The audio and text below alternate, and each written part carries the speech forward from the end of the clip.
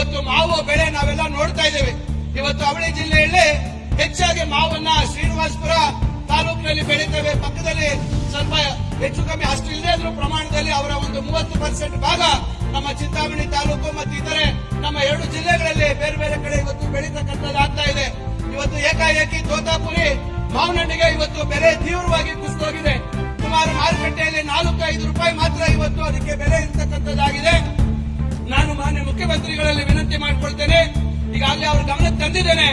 ಈಗ ನಮ್ಮ ಚಿಕ್ಕಬಳ್ಳಾಪುರ ಜಿಲ್ಲೆಯಲ್ಲಿ 3600 ಹೆಕ್ಟೇರ್ ಇವತ್ತು ತೋತಾಪುರಿ ಬೆಳೆ ಇದೆ. ಬೇರೆ ಬೇರೆ ವೆರೈಟಿ ಬಗ್ಗೆ ನಾನು ಹೇಳ್ತಾ ಇಲ್ಲ. 3600 ಹೆಕ್ಟೇರ್ ಇವತ್ತು ಇಲ್ಲಿ ಬೆಳೀತಕ್ಕಂಥದ್ದು. ಒಟ್ಟು 30,000 ಟನ್ ನಾವು ನಿರೀಕ್ಷೆ ಮಾಡ್ತಾ ಇದ್ದೀವಿ ತೋತಾಪುರಿ ಬೆಳೆ. ಅದೇ ರೀತಿ ಕೋಲಾರ ಜಿಲ್ಲೆಯಲ್ಲಿ ಹೆಚ್ಚಾಗಿ ಶ್ರೀನಿವಾಸಪುರದಲ್ಲಿ 31,300 ಹೆಕ್ಟೇರ್ ಪ್ರದೇಶದಲ್ಲಿ ಇವತ್ತು ತೋತಾಪುರಿ ಬೆಳೆಯನ್ನ ಇಟ್ಟಿದ್ದಾರೆ.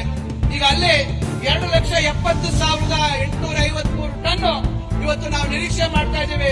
ಪಕ್ಕದ ನೆರೆಯ ಆಂಧ್ರದ ಭಾಗದಲ್ಲಿ ಈಗಾಗಲೇ ನಾವು ಮಾಧ್ಯಮದಲ್ಲಿ ನೋಡಿದೆ, ಕರ್ನಾಟಕದಿಂದ ವಿಶೇಷವಾಗಿ ಶ್ರೀನಿವಾಸಪುರದಿಂದ ಮಾವನ್ನ ಅಲ್ಲಿಗೆ ರಫ್ತು ಮಾಡುವಂತದ್ದು ಅಥವಾ ಅಲ್ಲಿಗೆ ಸಾಗಾಣಿಕೆ ಮಾಡಿ ಮಾರುಕಟ್ಟೆಗೆ ಹೋಗುವಂತದ್ದನ್ನ ಅವರು ಅಲ್ಲಿರ್ತಕ್ಕಂಥ ಪ್ರೊಸೆಸಿಂಗ್ ಯೂನಿಟ್ಸ್ ಮತ್ತೊಬ್ರು ಅದನ್ನು ಪಡಿಬಾರದು ಅಂತಕ್ಕಂಥ ನಿಷೇಧವನ್ನು ಹೇರಿದ್ದಾರೆ ಅಂತಕ್ಕಂಥದ್ದು.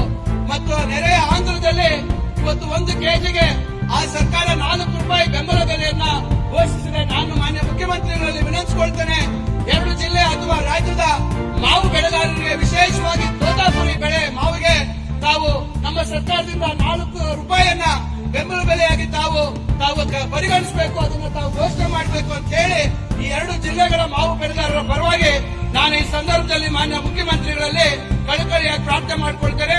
ಮತ್ತು ನಾನು ಮಾನ್ಯ ಮುಖ್ಯಮಂತ್ರಿಗಳಿಗೆ ಹೃದಯಪೂರ್ವಕವಾದಂತಹ ಧನ್ಯವಾದಗಳನ್ನ ಸಲ್ಲಿಸಲಿಕ್ಕೆ ಬಯಸ್ತೇನೆ. ಬರ್ತಕ್ಕಂಥ